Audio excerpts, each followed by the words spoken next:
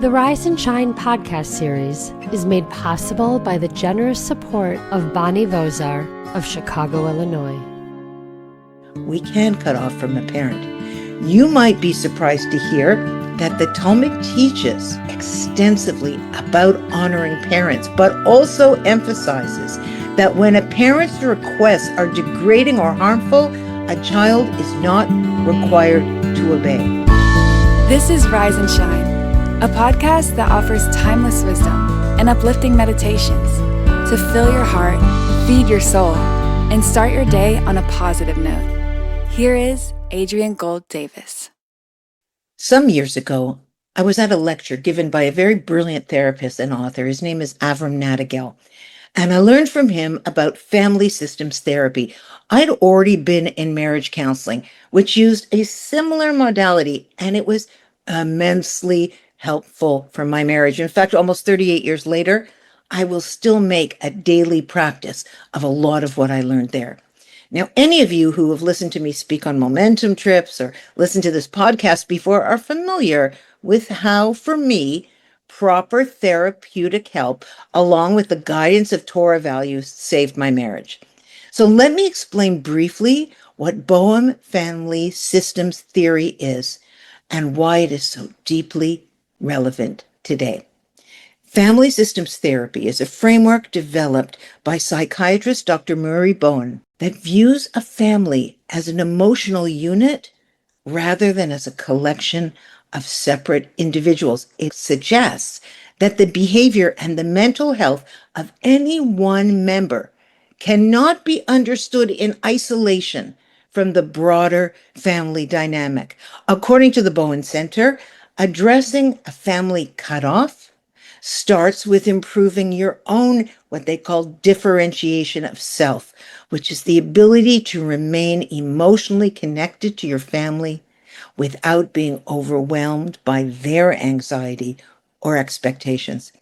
And I've been thinking about this a lot lately because my algorithm is filled with so-called experts talking about the importance of cutoff, child to parent or parent to child.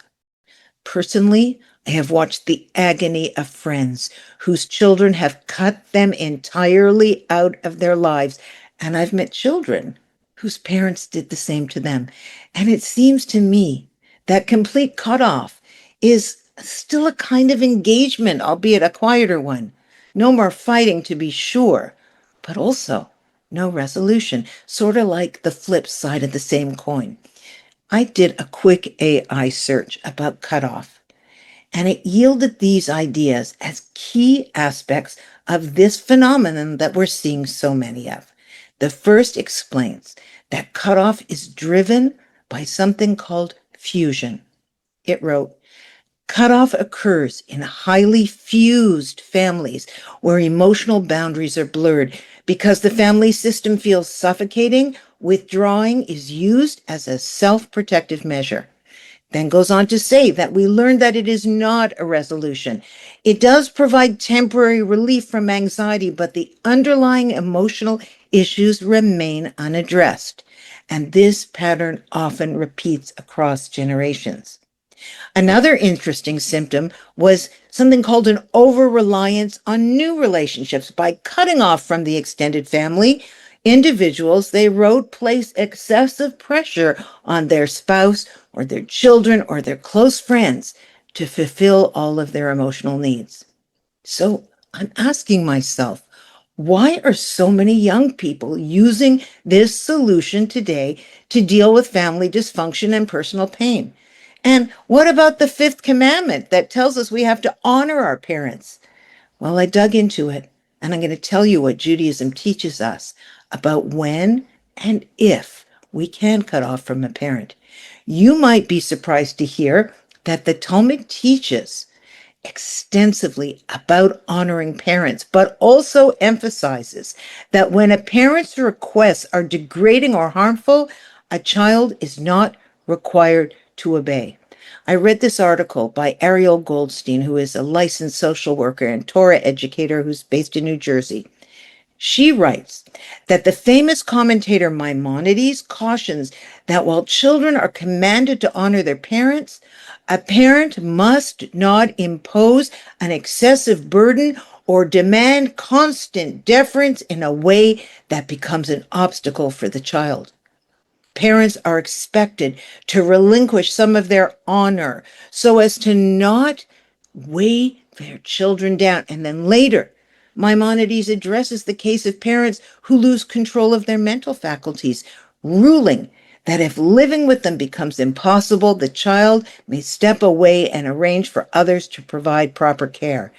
And in this way, Maimonides recognizes that maintaining distance can sometimes be both necessary and appropriate. She goes on to write the following. Let me read it to you. Even with clear Torah guidance, some people continue to harm themselves in the name of honoring parents. Why is this so? Psychology offers insight. Attachment theory teaches that children, no matter their age, naturally cling to their parents, often blaming themselves rather than risk breaking the bond. As a result, even those who were abused may grow into adults who feel compelled to sacrifice their own well-being in pursuit of parents' approval. Social work further explains how intergenerational trauma and rigid family roles reinforce these patterns. Many adult children from dysfunctional homes take on identities such as caretaker, scapegoat, or even peacekeeper. Over time, these roles become so deeply ingrained that it makes it profoundly painful to step away, even when doing so is essential for survival. She goes on to say that then there's communal pressure. In some Jewish families and communities, keeping the peace or preserving family honor is valued above individual well-being. This can create a powerful force that discourages setting boundaries. Many continue unhealthy relationships out of fear of judgment or criticism or being labeled ungrateful or disrespectful. If they choose to step back, the Torah does not call on us to destroy ourselves in the name of the mitzvahs. At times, the truest act of honor, she writes, is choosing healing over harm. By breaking destructive cycles, we honor our parents in the deepest way by refusing to pass on damage and instead safeguarding the image of God within ourselves and in future generations.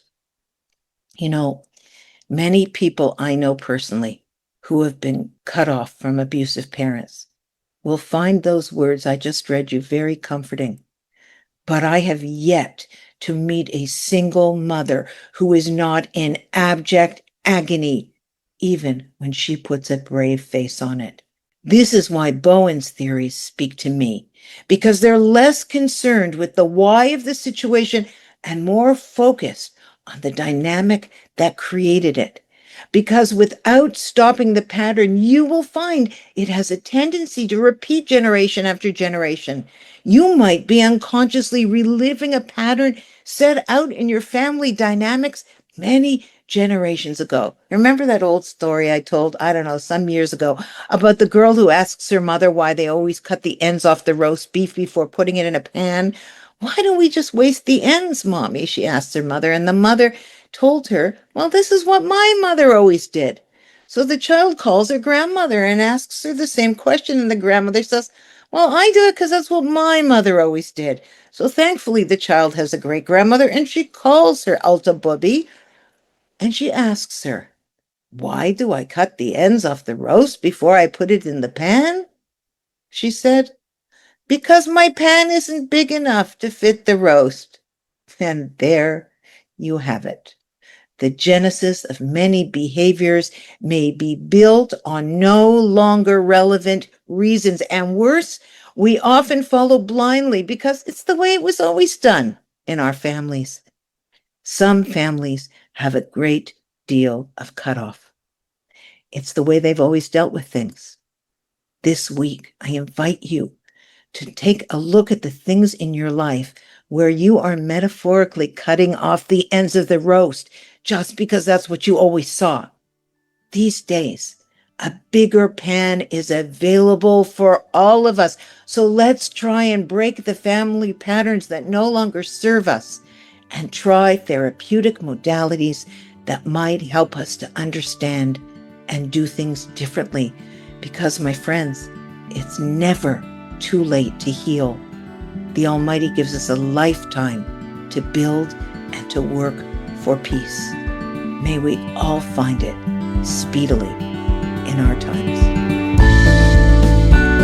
Thanks for listening to Rise and Shine. Don't forget to rate, review, and subscribe to Momentum Podcasts on Apple, Spotify, or wherever you get your podcasts. Join Adrienne again next time for more timeless wisdom and uplifting meditations that fill your heart, feed your soul, and start your day on a positive note.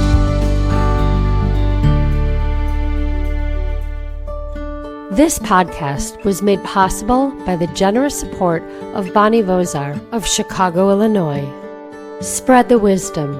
Inspire Jewish individuals around the globe by supporting Momentum's podcasts. To sponsor, contact podcast@momentumunlimited.org. You're listening to a Momentum podcast. For unlimited inspiration, wisdom, and empowerment, visit momentumunlimited.org.